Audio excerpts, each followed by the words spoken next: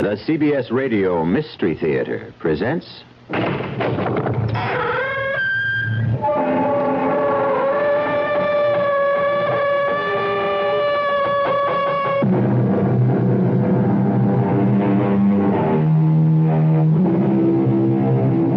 Come in. Welcome. I'm E.G. Marshall. Welcome to the world of your own terrifying imagination. Mark Twain once said, "Everyone talks about the weather, but no one does anything about it." The same thing might be said of the state of morality in the world today. Everyone talks about immorality and corruption, but no one seems to do anything about it. Can we do anything about it? This is the story of a group who tried, with results like this.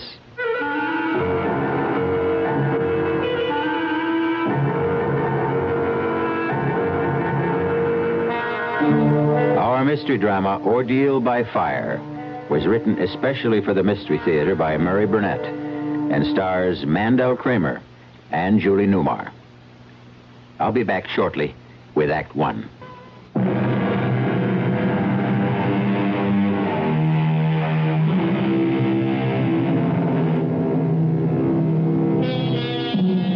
Prometheus' gift of fire to man was a blessing, bringing warmth, cheer, enabling man to cook his food, and also protect him from wild beasts. But along with the benefits came drawbacks. Fire proved to be destructive, and sometimes deadly, and man used it often to destroy.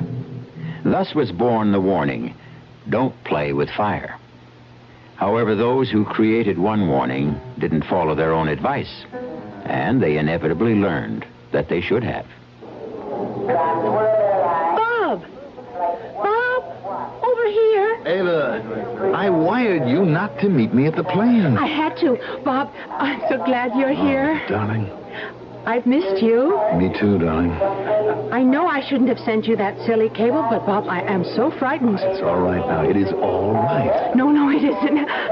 I know how important your China trip was to you, but I had to bring you back. I tried to handle this myself, but it's Handle what? Not here. Let's have a cup of coffee and I'll try to explain.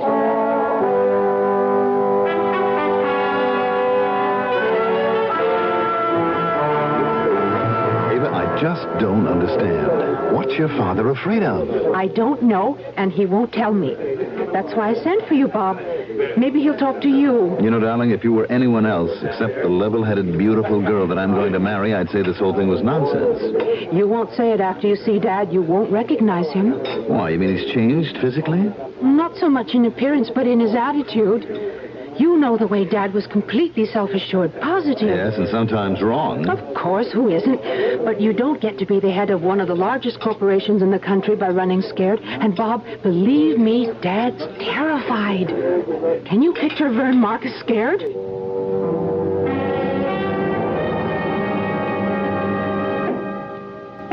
What's going on, Vern? Oh, nothing much, Bob. Just having my study remodeled. It looks like you're making it into a bank vault. You going to store your money here? What brings you back to the States? I thought you planned to stay in China 2 months. You're the reason I'm here, Vern. You've evidently been allowing Ava to fill your head with a lot of nonsense. Nonsense? Well, I don't know what she told you, She didn't but... tell me that you were turning your study into a fortress or electrifying the fence around the house, but she told me enough to convince me that I was right to come back. What's frightening you, Vern? Now, leave me alone. Just leave me be, that's all. Is that too much? Much too much. Stop thinking about yourself and think of what you're doing to Ava. Ava has nothing to do with this. No? How would you feel if your daughter built herself a fortress and locked herself in, turning from an outgoing, beautiful girl to a frightened, petulant child, asking only to be left alone? Would you try to help? All right, Bob. You win. One promise. You mustn't tell Ava. But she's frantic with worry. I have to tell her something. No. At least let me tell her that you've confided in me. That will help. That's all you'll tell her? You promise? I promise. All right. My telling you isn't going to do any good. I'm caught, that's all. Caught by what? The Promethean Society. What's that? It's a small, secret society dedicated to doing something about the lack of morality in the world today. All right, but what do you mean you're caught? I have 1 week to give the leader of the society, a man who calls himself Promos, $1 million. For what? Well, ostensibly to spread the message of the society. Well, what kind of work do they do that takes $1 million? A public relations campaign. Newspaper advertising, television, radio. There are even discussions of making a motion picture, and that takes money.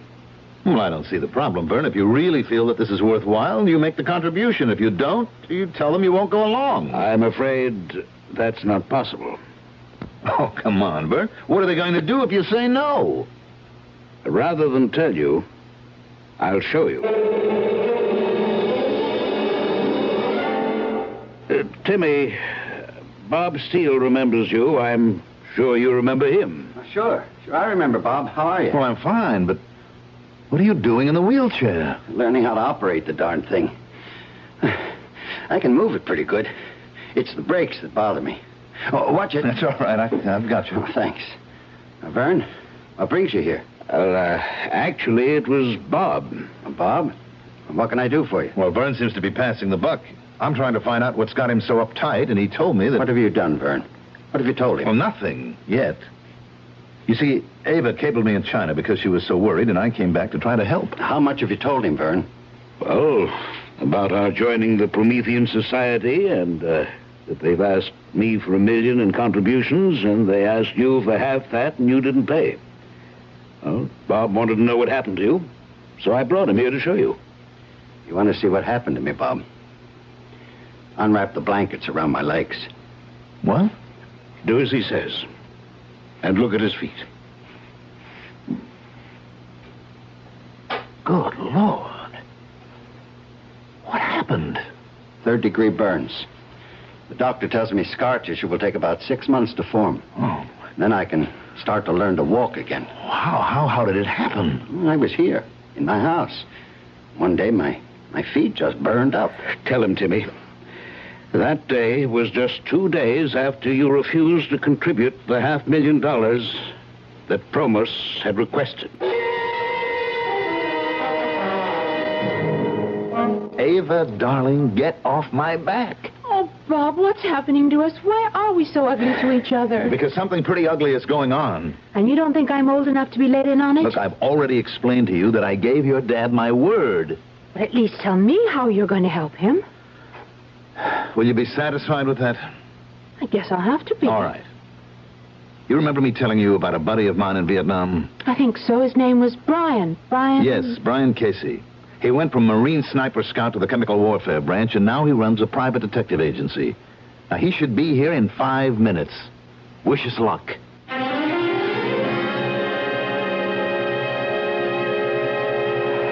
can't do it, Bob. I just can't. Vern, think what we're asking. Only to stall. He'll tell me I've had enough time. I've known about this for weeks. He's right, Bob. Look, Casey, I brought you here because I believed you could help. Now, if you're going to agree with him... Just stalling isn't enough, Bob. We've got to have a plan. And before I can even think of anything, I've got to see what this organization looks like and how it operates. I've told you, Mr. Casey. It's not good enough.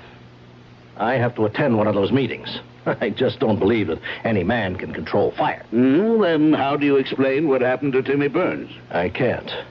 Yet. And we still can't be sure that Burns told it like it happened. Well, Timmy has no reason to lie. And you must believe that this Promos can control fire. I only know what I saw. I saw his feet, too. After whatever happened, happened. Well, what could have happened? Except what Timmy told us. Well, tell you one thing that could have happened.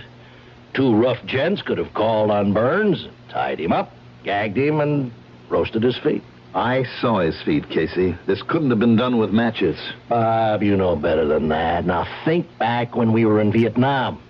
Remember the defoliants? Flamethrowers? Well, these guys could have used that on him. Well, then why wouldn't he tell us? Because they told him not to. And he sure would listen after they finished with him. I never thought of that, but it is possible. No, you don't know Promos. You think he's a nice guy? You wouldn't stoop to a thing like that? Well, I don't know what he is, a fanatic or a blackmailer, but there's an aura of power about him and a certainty. Now, I don't know, but I'm sure that he doesn't have to use others, and certainly not thugs like you describe. Well, that's why I have to meet him and see his operation. That's the only way I can help. And I don't see what good that'll do. Let's look at your options, Vern. 1, you can pay. Just the first in a long string of payments. 2, you can blow the whistle and go to the district attorney. With what? Tell him you joined the secret society willingly, that it's dedicated to restoring the moral tone of the world, and that you've been asked for a contribution. That's why I haven't considered the police. Or 3, you can believe me when I tell you that Casey here is the toughest, most competent, and most highly trained private operative I know, in addition to being a buddy of mine from Vietnam. I'm not downgrading Casey. I just don't see what he offers. A long shot. You can take me to your scheduled meeting tomorrow night and introduce me as a sinner who's seen the light. I'm an ex-Marine, a Vietnam veteran. Well, I made a bundle in the black market, and now I want to give some of it to the Promethean Society to make the world a better place. But I want to see before I give. And the reason you don't have the $1 million is that you wanted Promo's approval to allow me to chip in with you. That makes sense, Vern. And if Promo's doesn't go for it, or I come up with nothing, you can always pay.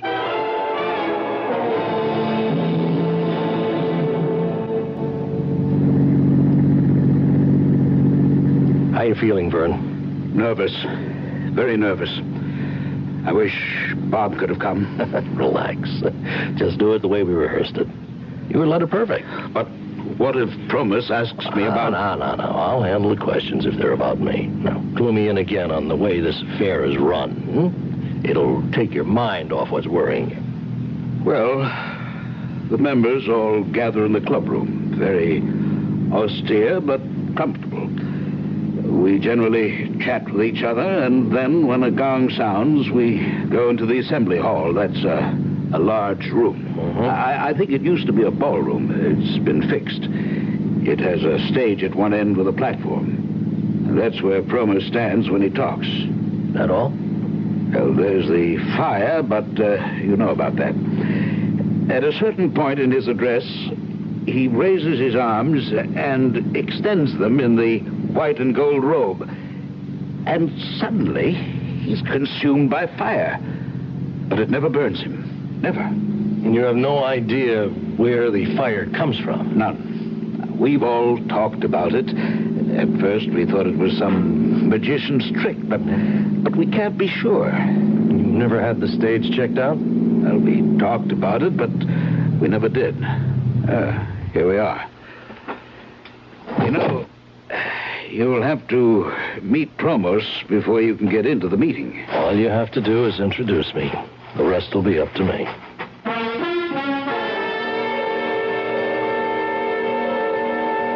So, you would like to join the Prometheans, Mr. Casey? Well, that's why I'm here. Now, what's with this bit about taking your shoes off?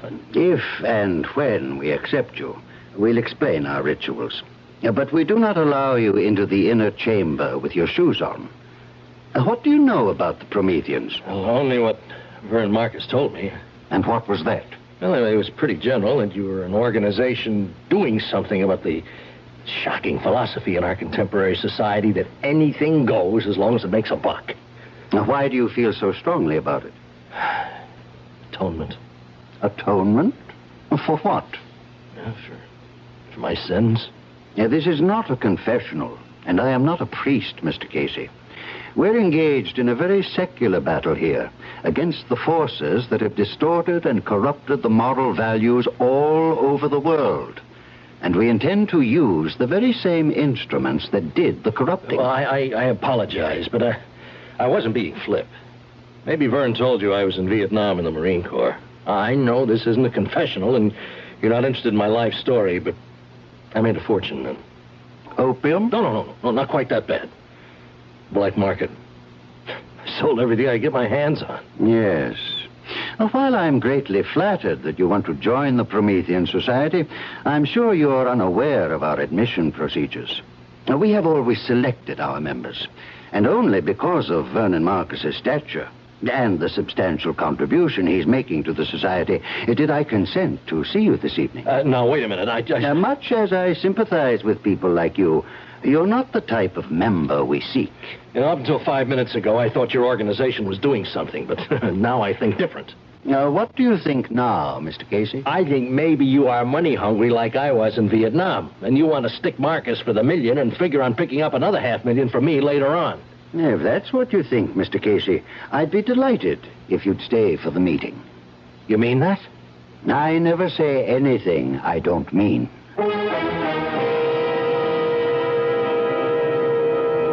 The world is made up of believers and non-believers. The two disparate groups argue about anything and everything, from the existence of ghosts to the importance of dream research. But few of the arguers ever get down to gritty reality. In just a moment, Brian Casey will see for himself the existence and power of Promethean fire as controlled by Promos when we return with Act Two.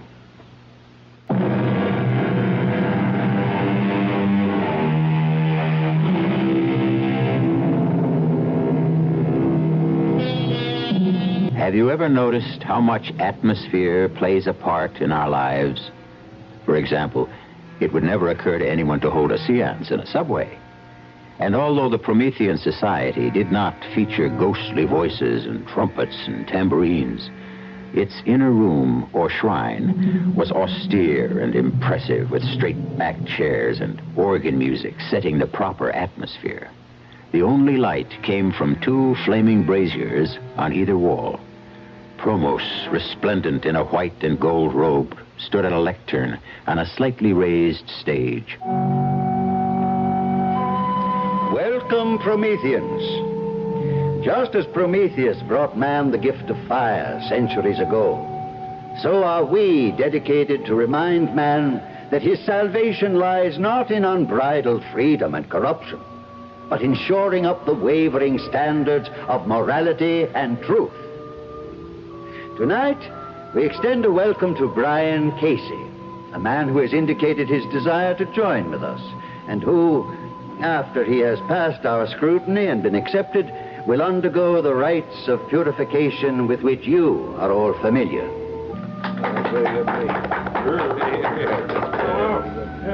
You have a question, Mr. Johnson? I do.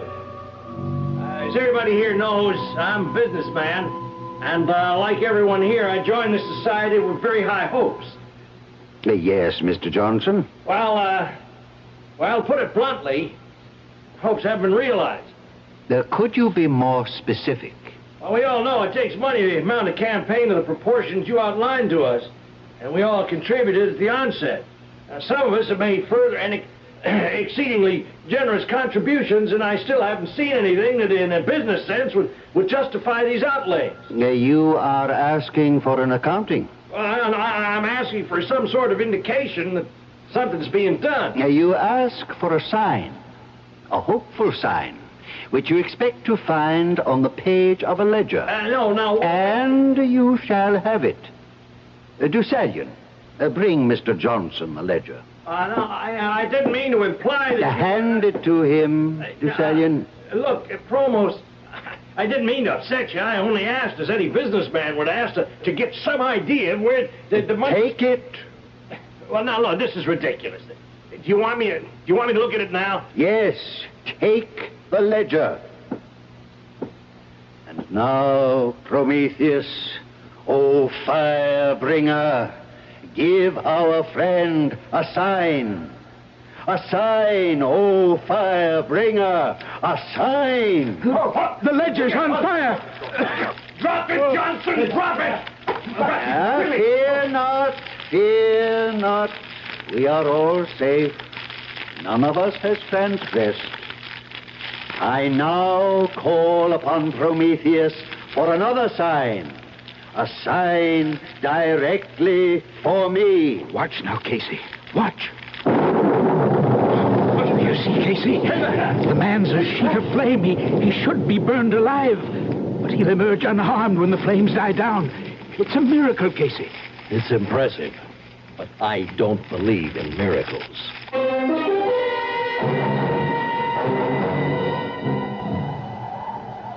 Well, Casey, what did you think of the meeting? I can shake you up pretty good. I'll tell you more when we get into the car and start home. Mr. Marcus. Mr. Marcus. Yes, Promise? Haven't you forgotten something? Oh, you mean... Your contribution. The society has been counting on it. Of course. You understand that I've had some difficulty in... You've had plenty of time. I know. But I can't... Have you changed your mind about making the contribution? Oh, no, not at all. I was just waiting for Mr. Casey here to... Mr. Casey informed me of his wish to contribute. But I must ask you, Mr. Marcus, in front of Mr. Casey here, are you completely familiar with his background? Why, yes, I think so. Now, what are you getting at, Promos? You're not yet a member. We cannot accept outside contributions. Well, what's that got to do with my background? Your background will determine whether or not we accept you. That's fair enough. If you accept me, you can take my $500,000. If not, it's up to Marcus to make the total $1 million contribution. Yes, I will. When can I expect to hear about my application? I should say within the next 48 hours. Yes, definitely within that time.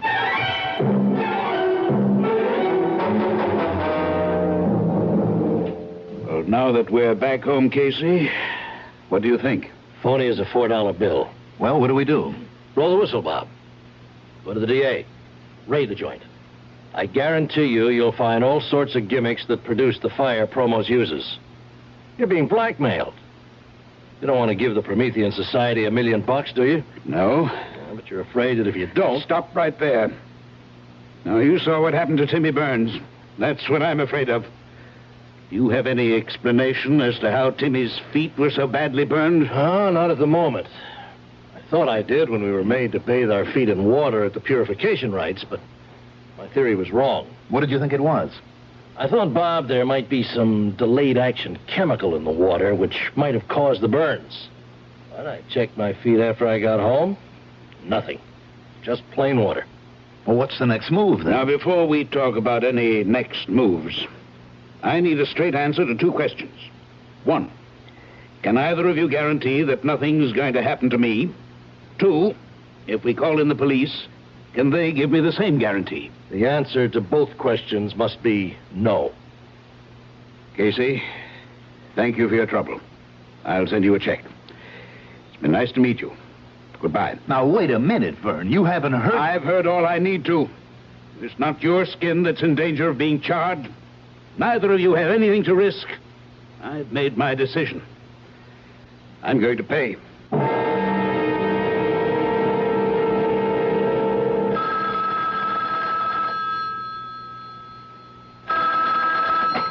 Casey Associates. Ah, Mr. Casey. How fortunate I reached you so promptly.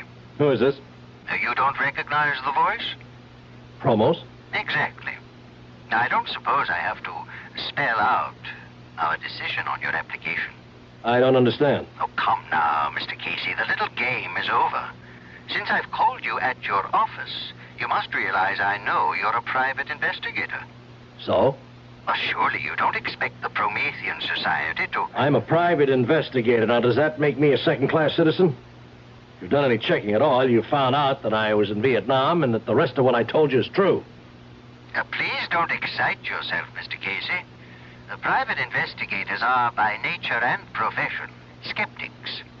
Philosophically, you can't possibly be attuned to our lifestyle. Therefore, it's my irrevocable decision to refuse you membership. I called because I wanted to tell you this personally. Okay. It's your candy store. Not entirely, Mr. Casey. Although my instincts tell me you don't accept it, there is a god involved. Do you remember Prometheus? Look, Promos. I would like to hire you, Mr. Casey. What? You do undertake assignments that are of a protective nature? Yes, but I It would be to our mutual advantage if you would. I have reason to believe that my life may be in danger.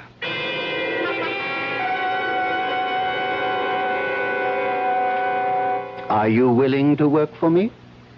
You'll be wasting your money. It's my money.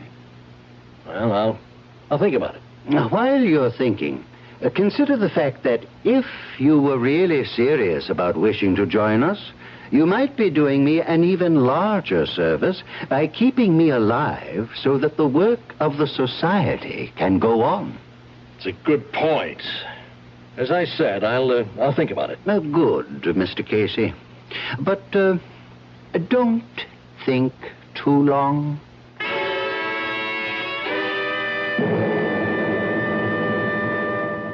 I'll tell you, Mr. Marcus, he's getting nervous.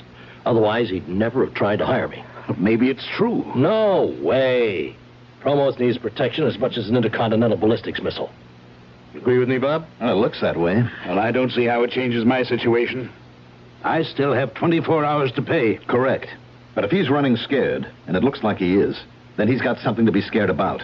Look, he's very big on Greek mythology with all this Prometheus stuff, but he's got to have an Achilles heel somewhere, and he's afraid we might find it. Excuse me. Hello? Good evening, Mr. Marcus. I'm not taking you away from anything, am I? Oh, nothing important. Fine.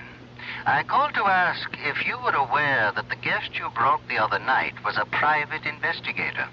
You mean, Brian Casey? Yes. Well, does that disturb you? Somewhat.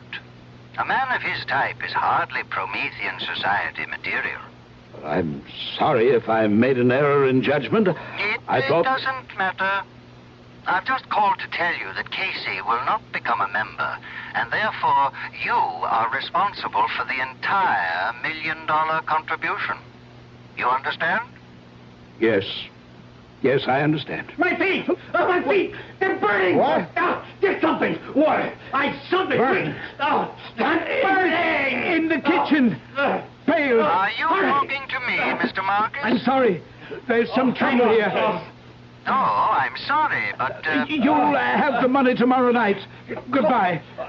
Oh, call a doctor. Help me. Don't throw your feet under your body. Here's a pail of ice water. Get your feet in here,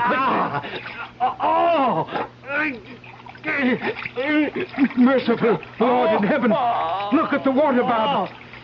It's boiling.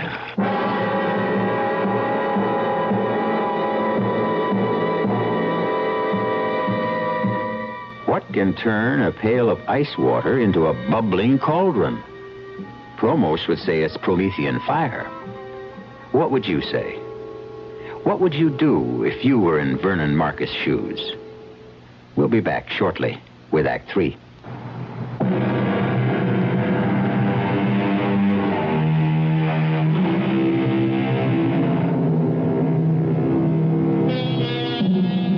If any human could control fire, he could easily rule the world.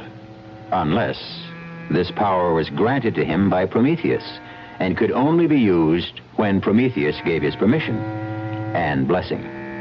That is the claim of Promos, the head of the Promethean Society. We return to our story to find Brian Casey in a wheelchair, with his feet badly scarred and burning for revenge.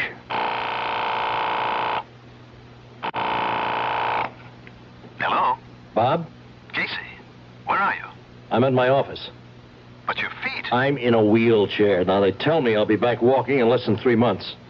You've got to do me a favor. Of course. When's the next meeting of the Promethean Society? Now, look, Casey, I don't want to interfere, but don't you think you ought to lay off now? Tell me. Then I'll ask you the favor.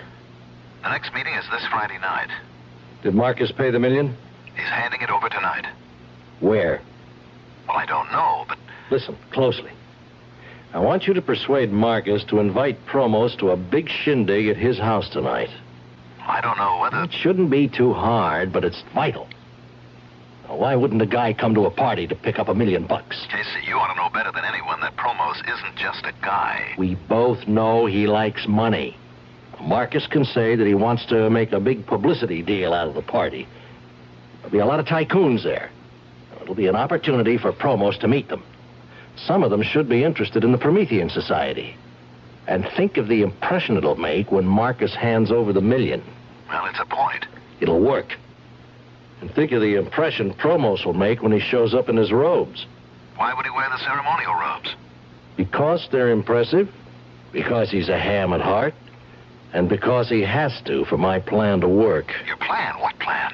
It's better that you don't know, in case something goes wrong. Look, Casey, you're asking to use Vern's house, and... I give you my word Vern can't get into trouble.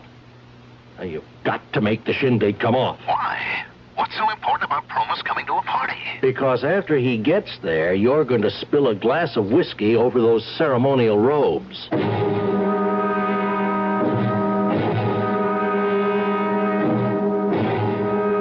reached 518-8028. If that's the number you want, you'll know I never talk on the phone. You got 40 seconds to state your name and business after you hear the beep. This is Casey. I need you for 2 jobs at the same place. Now, we never play games, Whitey. This one's rough. It can go all the way. But it's important to me. Now, I'd have come personally to talk to you, but I'm in a wheelchair. I need you, Whitey. Well, I hope you have good news for me, Bob. I did what you wanted. Promos is coming? Yes. It was easier than I thought. How'd you bring him around? I told him we owed you a favor. If this works, you'll be doing yourself a favor. Look, you were kidding about me spilling a drink over Promos, weren't you? I've never been more serious in my life. If you don't do that, there's no point to the party. Oh, what in the world is... Be clumsy, a little bump, and there goes the drink all over his robes. Now, you're terribly apologetic. Insist on having them clean for him. You can improvise the routine. Yeah, I guess. You still want me flying blind, huh? Until Thursday. There's a second part to this operation that has to come off before we stand a prayer.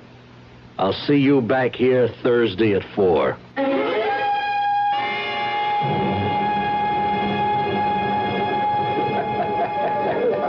Bob? There's something very strange about this party. Nonsense, darling. I'm having a ball. Well, who's this Promos? Oh, he's quite a guy. Does he have anything to do There with... you are, darling, enjoying the party? Oh, excuse me, Ben. Ava, do you want a drink? No, thank you. And you don't need another either. Honey, we're not married yet. Dad, Yes? I want to talk to you about this party.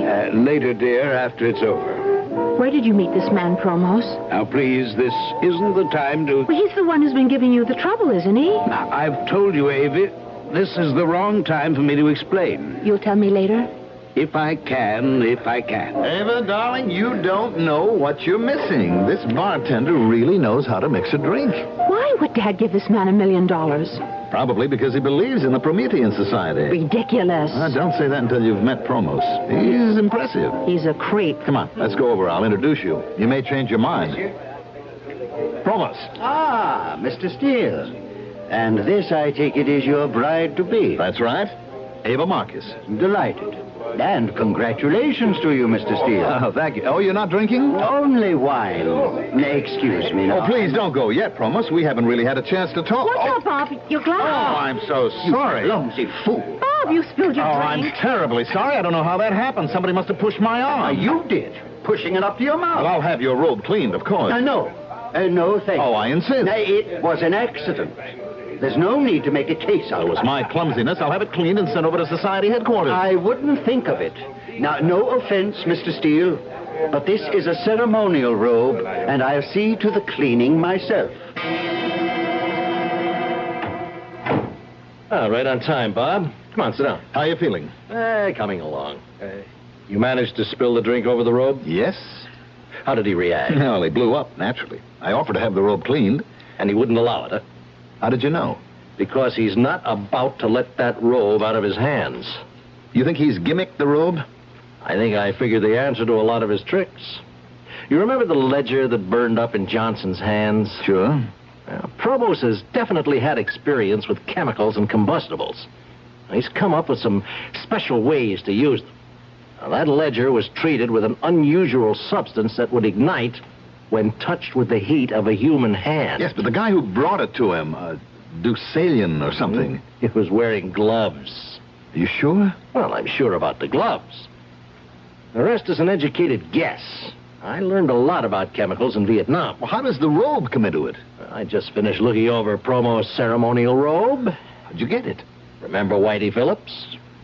Where did you find Whitey? He's got a locksmith business. I can't believe it.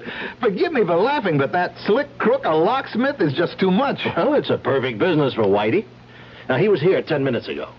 He brought me promo ceremonial robe. You got to be kidding. Whitey stole it? No, not the robe you stained. I told him to lift the clean one. Wait a minute. How did you know there was another one? Well, there'd have to be 2 robes in case one went out of commission. Uh-huh. And what did you discover when you examined the robe? What I suspected. It was treated with some kind of flame retardant. Well, would that protect his face? I mean, Vern told me he doesn't wear a mask or anything like Yes, that. I know. I've wondered about that, too. Now, those flames leap all over. Now, if he had something that blew strong enough to keep the flames from his face, Well, that's pretty risky, isn't it? He's playing for big stakes. Casey, you're obviously convinced that the man is a phony. Don't tell me he's got you believing that Prometheus stuff, too. I can't figure him. Look, he wanted to hire you to protect him. All part of the game. He had to get me out to his place so he could fix my shoes. What? The fire that burned me started in my shoes, not in my feet. He made me take my shoes off before I went into his office. Then he must have had the shoe treated with phosphor or some other of these chemicals that ignite under heat. Like he did with the ledger. The heat of my body touched off the shoes. That's the same thing he did to Timmy Burns. I think so. Well, what are you going to do? Fight fire with fire? I managed to remove the fire retardant substance from the robe Whitey brought me. I treated it with some chemicals that really like fire. I fixed it so that Prometheus will really have a chance to bring the gift of fire to Promos.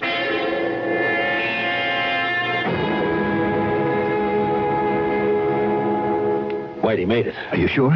Why shouldn't I be? Byrne just heard that tonight's meeting has been called off. Any reason given? No.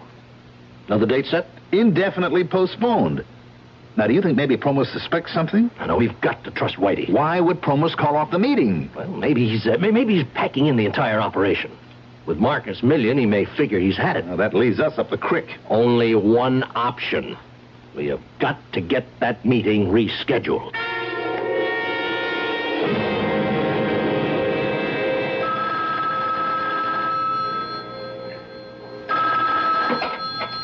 A Promethean Society. Promos? Speaking. This is Bob Steele. Look, I don't know whether you even want to talk to me because of the way I behaved at the party. Accidents can happen, Mr. Steele. Well, I called because I heard that tonight's meeting had been called off. Yes? And no date had been set for another? Now, that is correct. Oh. Well, I guess that's that then. Mr. Steele, would you mind telling me what you're obviously trying to tell me? Well, it probably wouldn't mean much to you anyway. It was only a small contribution. Contribution? From whom? From a group that I represent. You probably don't know them, but we're setting up an import-export business with China, and I talked to them about the society and you, and of course I could only tell them what Byrne had told me, but they were very impressed. And what has all this got to do with tonight's meeting? Well, it was kind of a wild idea to start. Without meaning any offense, Mr. Steele, I find it extremely difficult to follow what you're saying. Well, I apologize. I guess it's because of that spilled drink. I still feel embarrassed. I think I ought to just forget the whole thing and return the briefcase with their money. I think it would be a lot better and clear up a confusing situation if you came here and told me just what you have in mind. I'm sorry I took so much of your time, Promos, but I'm sure you understand how my group feels. I'll just take the $50,000 back and explain to them that I couldn't witness a demonstration. You are always apologizing for the wrong things, Mr. Steele. First, you spill your drink on me. Now you say you're sorry for taking my time when I asked you to come here. But you don't apologize for putting me in the position of a cheap magician putting on a magic show for money. I never intended any... Now, what did you intend? Just what did you tell these business associates? That I was some kind of sideshow freak who would become a fire swallower for a fee? What's the name of this game you want me to play? I'm terribly sorry. You're sorry? You've not only insulted me, but Prometheus. Well, I guess there's nothing for me to say. Oh, yes, there is. I'll give you something to say. Go back to your associates and your father-in-law and tell them they can come tonight and see Promos and the Promethean fire.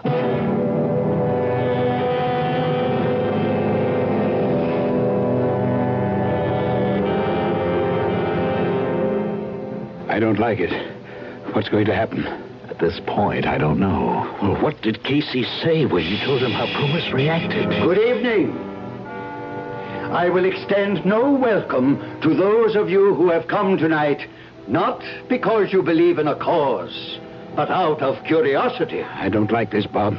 Tonight, will you have the courage to face Prometheus, as I do? Oh, Prometheus, bring me your gift, your gracious gift of the purifying fire. Behold the fire, the consuming flames that Prometheus... Take it off! Take it off!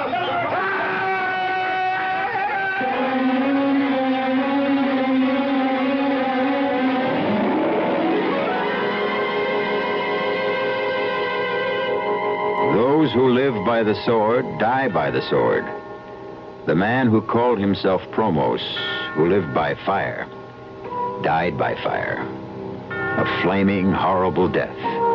A warning to whom? To criminals, and perhaps a warning from Prometheus not to misuse the gift he brought mankind. I'll be back shortly.